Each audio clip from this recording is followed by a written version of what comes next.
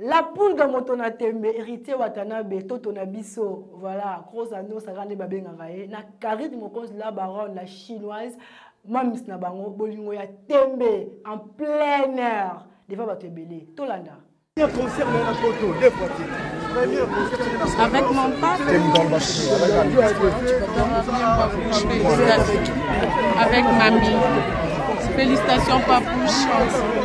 Voilà, merci beaucoup, tonton Bravo, pour la vidéo qui toque autour de Bisso, tout aussi chers abonnés, un salut, Nabi qui vous a bien, très heureux encore de vous revoir sur ce plateau. Je suis la Quincy comme toujours et nous sommes Koba Please. La base de Bisso, nous sommes tout autour de la vidéo. On est là, bref, donc il est patati patatati. Vidéo, les Karine Mokonzi la baronne, héritier Watanabe. Bisso, tu es déjà que Karine Mokonzi la baronne, Anne Moutamatalana. Mokonzi la baronne a mutabarando. Mokonzi la baronne a reçu l'icambona pour prouver la batouke de quoi elle est capable. Surtout ma promotion il y a la scène musicale dans ma barando. Oh, il y en a dozo. Oh, il y a Saratola. A reçu on peut pas prouver batou. Mais aujourd'hui, je vais parler beaucoup plus d'un héritier Watanabe, beaucoup de respect et puis félicitations pour la scène musicale Toto Yatembe, Bor et Simbi. Mais il y a une chose. Est-ce que vous Lelo, ce est musicien le plus populaire dans la République démocratique du Congo, Lelo, héritier Watanabe, comme on est dans la carte Ezali. Ce est musicien, c'est la fierté. Il y a la République démocratique du Congo, il y a l'écriture congolaise, Lelo, dans la carte de la République démocratique du Congo, héritier, comme on est dans Ezali.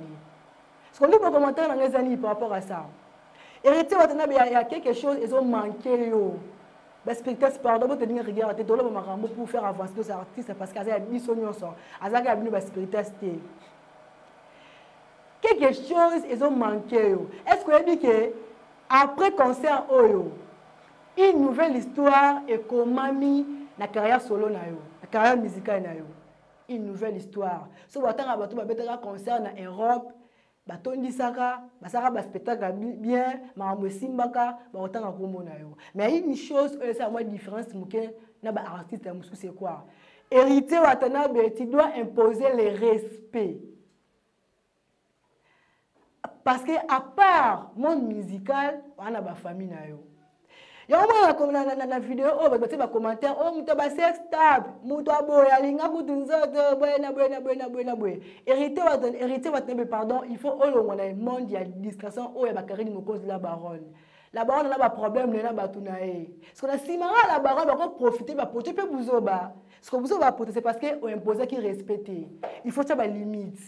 Il faut imposer respect. Il faut le il y a la baronne, il faut le makambouana. Et puis il y a une chose, héritier Watanabe Toto Yatembe, la poule canabiso charisme. Parce que parmi aspect, parmi les trucs au pesaka artiste, c'est un charisme il faut imposer le charisme pour qu'il soit aussi grand, qu'il soit grand. Spiritas pour que tu fasses avancer l'artiste. Nous sommes là pour ça. On n'est pas là pour nous finir, mais on est là pour dire les choses aux marchés pour que les liboso. Voilà, les personnes qui m'ont chers abonnés, vous avez un commentaire, Spiritas, Warrior, Gaulois, vous avez un commentaire parce que nous sommes dans le libre commentaire. Mettez vos commentaires, ceux qui m'ont dans le lobby, ils ont un commentaire par rapport à ça.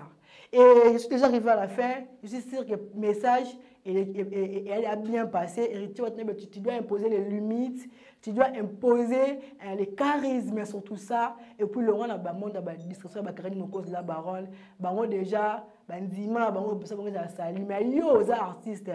Pour les artistes, les bandes américaines, peut-être que ça fait les filles comme cet artiste a mal réputé par rapport à ça, et bloquer rappeler ma cambo. La base est au lobby, la base est et Okani. Merci beaucoup, tonton Bravo. Notre technicien est là pour nous. Image à boué, commentaire à boué. La Koba Please. Chers abonnés, abonnez-vous, likez, commentez. Yopena au s'abonner, ça la le même. Abonne-toi, likez, commentez. Quant à moi, je vous dis au revoir. À la prochaine.